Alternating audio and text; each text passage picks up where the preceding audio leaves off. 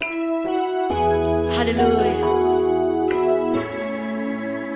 I come at your throne, oh God, with thanksgiving.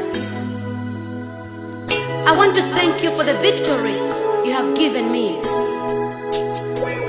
Pandeka zinalizovuta kuoloka ndukulemekezani Baba, mwayenera kulandira ulemu wonse.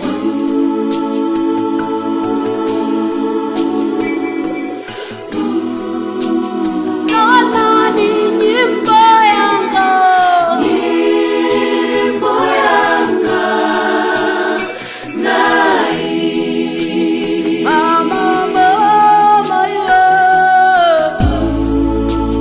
mama mama yo, ni wadani tansi Yanga, Nyimbo Yanga, nai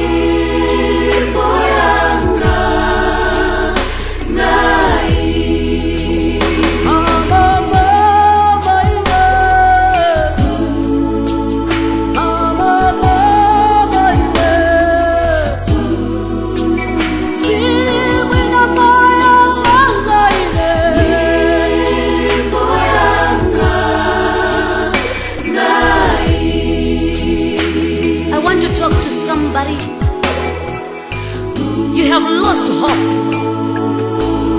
but I want to challenge you because I was challenged. I have seen the goodness of God. Come to the Lord and He will not forsake you.